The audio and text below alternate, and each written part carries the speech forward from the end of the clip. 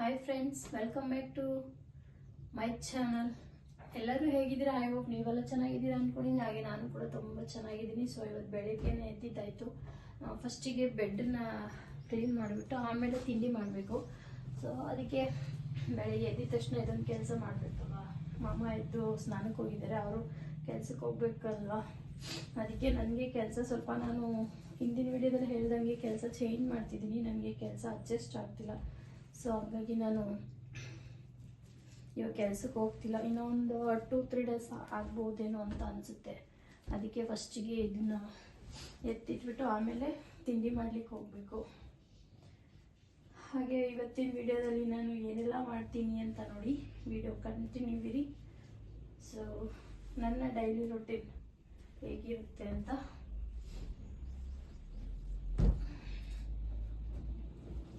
ಇವತ್ತು ನಮ್ಮ ಮನೆ ದೇವ್ರ ವಾರ ಇದೆ. ಸೊ ಹಾಗಾಗಿ ನಾವು ಮನೆಯೆಲ್ಲ ಕ್ಲೀನ್ ಮಾಡಬೇಕು. ಸೊ ಇದೆಲ್ಲ ಒಂದ್ಸಲ ನೀಟಾಗಿ ದುಮ್ ತೆಗೆದು ಕ್ಲೀನ್ ಮಾಡಬೇಕು. ಫಸ್ಟಿಗೆ ಇವಾಗ ತಿಂಡಿ ಮಾಡಿಬಿಟ್ಟು ಬರ್ತೀನಿ ಫ್ರೆಂಡ್ಸ್. ಆಮೇಲೆ ಇದೆಲ್ಲ ಕ್ಲೀನ್ ಮಾಡ್ಕೊಳ್ತೀನಿ. ಓಕೆ ಫ್ರೆಂಡ್ಸ್, ಇವಾಗ ಫೈನಲಾಗಿ ಇದಾಯಿತು. ಸೊ ನಾನು ಇವಾಗ ತಿಂಡಿ ಮಾಡಬೇಕು. ತಿಂಡಿ ಮಾಡ್ಲಿಕ್ಕೆ ಹೋಗ್ತಾ ಇದ್ದೀನಿ. ಬನ್ನಿ ಇವತ್ತು ನಾನು ಏನು ತಿಂಡಿ ಮಾಡ್ತೀನಿ ಅಂತ ನೋಡೋಣ. ಸೊ ಇಲ್ಲಿ ಲೈಟೆಲ್ಲ ಆಫ್ ಆಯಿತು. ಸೊ ನೆಕ್ಸ್ಟಿಗೆ ಅಡುಗೆ ಮನೆಗೆ ಹೋಗೋಣ.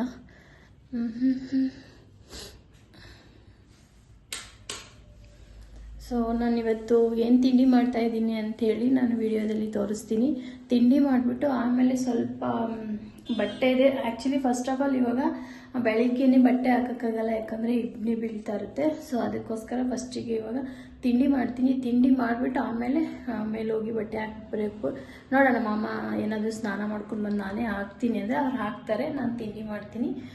ಓಕೆ ಫ್ರೆಂಡ್ಸ್, ಇವಾಗ ಟೈಮ್ ಇಲ್ಲ ನನಗೆ. ನಾನು ಬೇರೆ ಇವತ್ತು ಲೇಟಾಗಿ ಎದ್ದಿದ್ದೀನಿ, 7:30ಗೆ. ಸೊ ಮಾಮ 8:30ಗೆಲ್ಲ ಹೋಗಬೇಕು. 1 ಅವರ್ ಅಷ್ಟರಲ್ಲಿ ನಾನು ಅವರಿಗೆ ತಿಂಡಿ ಮಾಡಿ ಮಧ್ಯಾಹ್ನಕ್ಕೆ ಲಂಚ್ ಕೂಡ ಮಾಡಬೇಕು. ಮಧ್ಯಾಹ್ನ ಊಟ ಕೂಡ ರೆಡಿ ಮಾಡಿ ಬಾಕ್ಸ್ ಎಲ್ಲ ಕಳಿಸ್ಬೇಕು. ನಾನು ಏನೇ ಹೇಳಿದ್ನಲ್ಲ, ಹಂಗೆ ಅವ್ರಿಗೆ ಅಲ್ಲಿ ಊಟ ಅಡ್ಜಸ್ಟ್ ಆಗಲ್ವಂತೆ, ಚೆನ್ನಾಗಿರಲ್ವಂತೆ. ಅದಕ್ಕೆ ಮನೇಲಿ ಏನಾಗುತ್ತೆ ಪರವಾಗಿಲ್ಲ, ಅದನ್ನೇ ಕಟ್ಕೊಡಮ್ಮ, ತಗೊಂಡು ಹೋಗ್ತೀನಿ ಅಂತ ಹೇಳ್ಬಿಟ್ಟಿದ್ದಾರೆ. ಅದಕ್ಕೆ ಇವಾಗ ಏನು ಮಾಡೋಣ ಅಂದ್ಕೊಂಡಿದ್ದೀನಿ ಅಂತ, ತುಂಬ ಈಸಿಯಾಗಿ ಆಗಬೇಕು. ಈ ಕಡೆ ತಿಂಡಿಗೂ ಆಗಬೇಕು, ಊಟಕ್ಕೂ ಆಗಬೇಕು, ಆ ಥರ ಒಂದು ಪ್ಲ್ಯಾನ್ ಮಾಡ್ಕೊಂಡಿದ್ದೀನಿ. ಸೊ ಆ ಥರ ಏನು ಅಡುಗೆ ಮಾಡ್ತಿದ್ದೀನಿ ಅಂತ ಬನ್ನಿ ತೋರಿಸ್ತೀನಿ. ಓಕೆ ಫ್ರೆಂಡ್ಸ್, ಇವಾಗ ಸ್ಟಾರ್ಟ್ ಮಾಡ್ಕೊಳ್ಳೋಣ. ಸಮಯ ಇಲ್ಲ, ಬನ್ನಿ ಹೋಗೋಣ. ಹಾಯ್ ಫ್ರೆಂಡ್ಸ್, ನಾನು ಮೊದಲಿಗೆ ಇಲ್ಲಿ ಮೊಳಕೆ ಹೆಸರು ಕಾಳು ಮತ್ತು ಕಡಲೆಕಾಳನ್ನು ತಗೊಂಡಿದ್ದೀನಿ. ಅದಕ್ಕೆ ಬೇಯೋಕ್ಕಾಗೋಷ್ಟು 1-2 ಗ್ಲಾಸಷ್ಟು ನೀರನ್ನು ಹಾಕ್ಕೊಳ್ತಾ ಇದ್ದೀನಿ. ಫಸ್ಟಿಗೆ ಇದನ್ನು ಒಂದು ಕಡೆ ಕುಕ್ಕರ್ ಕ್ಲೋಸ್ ಮಾಡಿ ಬೇಯಲಿಕ್ಕೆ ಇಡ್ತೀನಿ. ಹಾಗೆ ಸ್ವಲ್ಪ ಬೇಯಿಸುವಾಗಲೇ ಉಪ್ಪು ಹಾಕ್ಕೊಂಡ್ರೆ ಬೆಟರ್ ಅಂತ ಸ್ವಲ್ಪ ಉಪ್ಪು ಹಾಕ್ಕೊಳ್ತಾ ಇದ್ದೀನಿ. ಮತ್ತು ನಾವು ಮಸಾಲ ಕೂಡ ಹಾಕ್ಕೊಳ್ತೀವಲ್ಲ, ಅದಕ್ಕೆ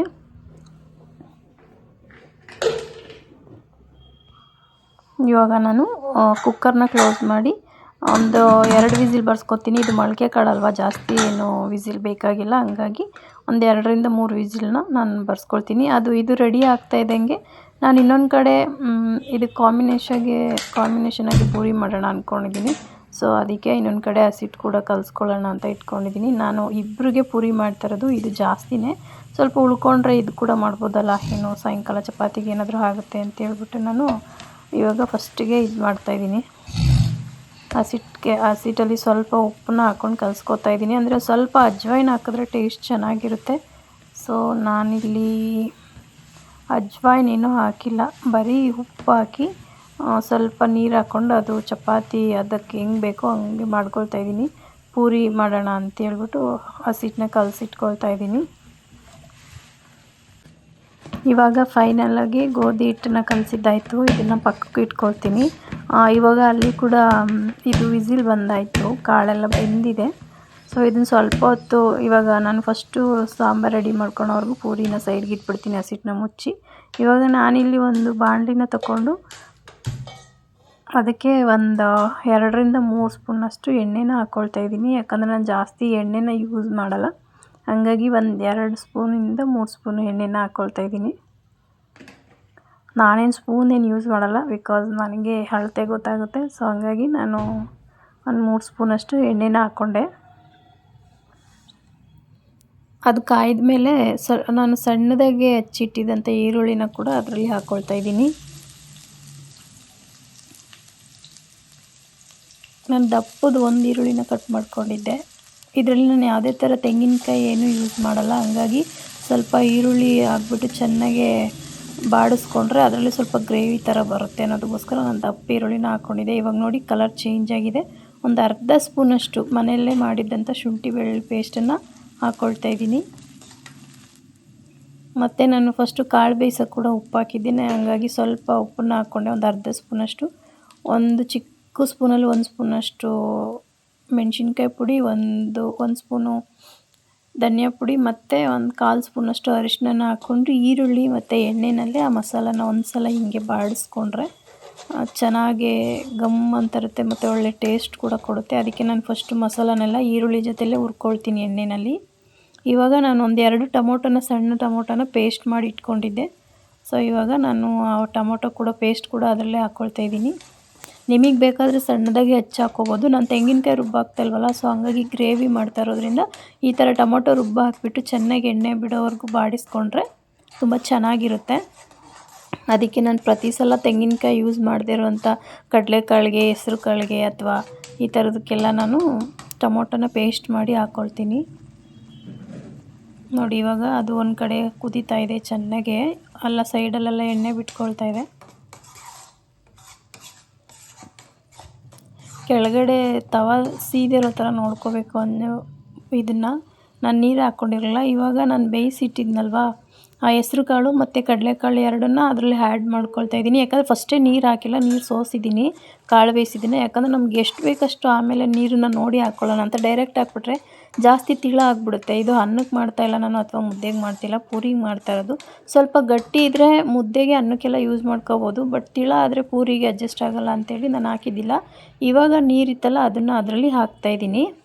ಅದು ಆ ಕಡೆ ಆ ನೀರು ಹಾಕಿರೋದನ್ನ ಬೇಯಿಸಿ ಸೈಡ್ಗೆ ಇಟ್ಬಿಟ್ಟು ಅದು ಒಂದು ಕಡೆ ಕುದೀತಾ ಇದೆ, ರೆಡಿ ಆಗುತ್ತೆ. ಅಷ್ಟರಲ್ಲಿ ನಾನು ಪೂರಿ ಮಾಡ್ಕೊಬಿಡೋಣ ಅಂತ ಈ ಕಡೆ ಒಂದು ಬಾಣಲಿ ಇಟ್ಕೊಂಡು ಎಣ್ಣೆ ಹಾಕಿ ಕಾಯ್ಲಿಕ್ಕೆ ಇಡ್ತಾಯಿದ್ದೀನಿ. ಯಾಕಂದರೆ ಟೈಮ್ ಇಲ್ಲ, ನಮ್ಮ ಯಜಮಾನ್ರು ಕೂಡ ಬೇಗ ಹೊರಡಬೇಕು. ಹಂಗಾಗಿ ನಾನು ಎಲ್ಲದನ್ನು ಒಂದು ಕಡೆಯಿಂದ ಇದು ಮಾಡ್ಕೊಳ್ತಾ ಇದ್ದೀನಿ.